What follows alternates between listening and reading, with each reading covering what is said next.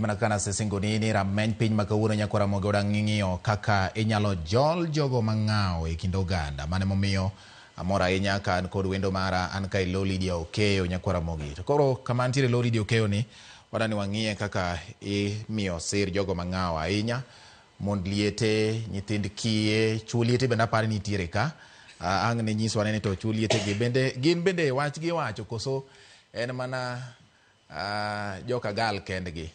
Omiyo dhiambo ni yiena mondo arwak ni machiegni wendo mara Charles Osako mar Women Empowerment Program mabende na achiel kuom chenro ma itayo mar jolo ahinya mond liete e kor gwenge ma Nyanza. Penjo mara en ni to bende chuo liete bende nitiere chenro ni machiegni ahinya Charles Osako e Ramogi studio. Erokamano Bati. Yes. Erokamano ahinya. Kaw thuolo mar moso nyikwa Ramogi kaso chaka twak. Nyiswa ne to joma chuo oket kanye kileronwa tiend Women Empowerment Program. Mokwongo kawo nafas ni makende mar moso gana joka Nyanam noyawore oimore uru te.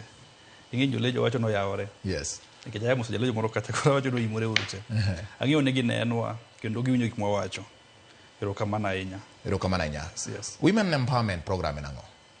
Iluongo ni Widows. Widows, okay. Yes. Widows Empowerment Program. Widows Empowerment Program en program mane ochaka last higa mokalo 2023.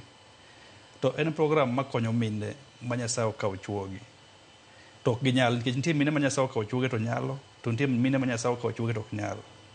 So program ni kanoyier jagoro mongirore weche mag arita kwe kod dongruok mar piny iluongo Dr. Raymond Omollo. En wuod Luo Kanyipir kacha e Karachuonyo constituency Homa Bay County. Tong' koseyiere to oloso ofis. Koseloso ofis to koro owacho ni oluongo joma oloso godo ofis. To koseloso ofis wacho ni ng'eni koro sirikal President William Ruto miya tich. Ndalo no tiyo lek besin kaka MD iluongo ni jata chenro gi dholuo. So kane osemiye tich mar jagoro mongirore tigedi jagoro mongirore tije maduong' en ni ong'iyo weche iluongo ni en the accounting officer mar State Department. Nyiso ni en mo ong'iyo kaka gik pesa tiyo bad migawo mar arita kwe. So nyiso ni apart from tije ma chiko yiene kaka constitution ere mo nyalo timo mondo mi oduok lwete ne iluongo ni giving back to the society or the community. Oduok lwete dala kocha thurwa. Mara koro en koni to koko nyalo nikech ing'eni jotelo gi nitie machiko yie ni nyalo timo ma but ing'eni ka jatelo nitie gik ma jopiny expect kuomi nikech ng'ane jatelo but itiyo Ramogi kacha an gi gira moro mathis problem na mone gariche. So no nyiso ni ere gima nyalo timo to ing'eno ng'ama riek kabisa.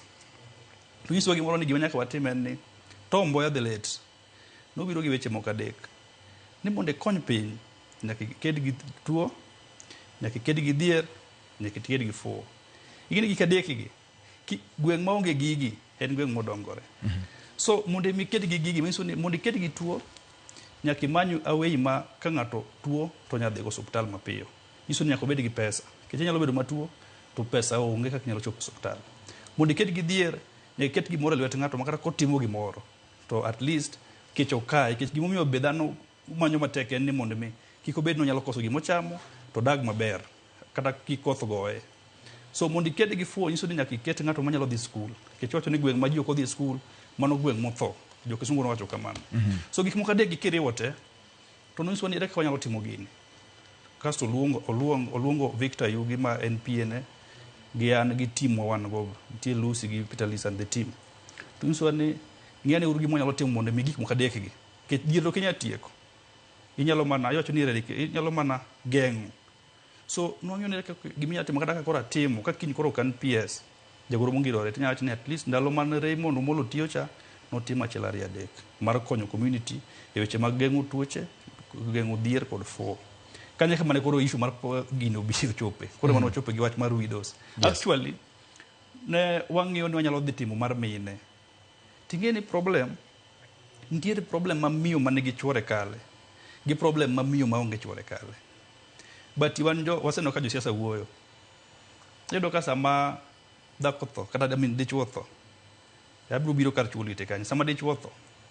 To josiasa dhi e liel nyaka ng'amo kia ng'amo tho no. Support ni nyise mane koro ni ng'amo tho iluongo ni kama. Jomoko be ng'e ng'amo tho chieng' ma koro dhi iko eko somo eulogy eko ng'e nying ng'amo tho gi kaka ng'ano tho.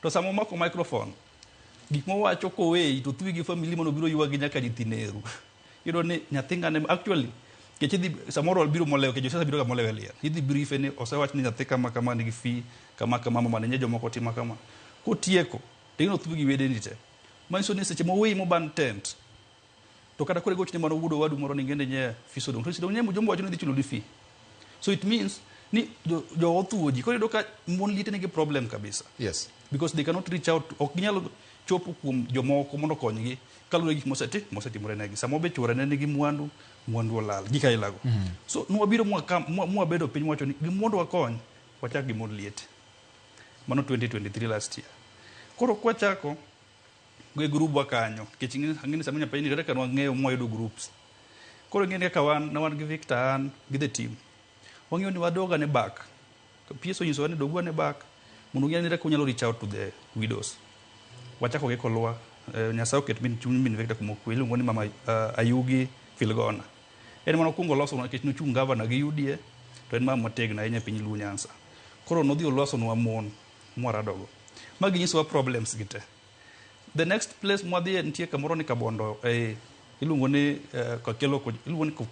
kakelo kokwanya udharado gi widows kanyo be actually mane ka mwakungo gero ot mokwongo wawinjo problems gi wabiro kanyago dalawa wawinjo problems gi wadhi nyaka Nyabondo gi Katito wawinjo problems ma pod utimo sampling kosugedo samo chopo ni gedo all right PS insoni mondo ngene ka gini be nyalo chakre kwatieko kwaselimo kunda uchiel then oluongo wadala to insoni so pimnane urubik muwinjo te then no inso ge problems ma mon liete ka yeah but chiliel makara chuonyo chiliel ma mbita chiliel ma kanyagwa chiliel ma alego usonga kada se gina problems ma the same kanwa pimo to inso penyo ni ginis how is it sustainable ilungona ede kaka unyalo time ma kech ingene mokel lokro positions gi bedo ga maonge so no inso ni rek unya time kata ka kinya onge kaka jatelo to en gima nyalo dhigo mbele kata nyalo dhi mbele because otime gi pesa mo owuok ofuke onge ministry kanyo kama oketni ma pesa mon liete ma itimo kama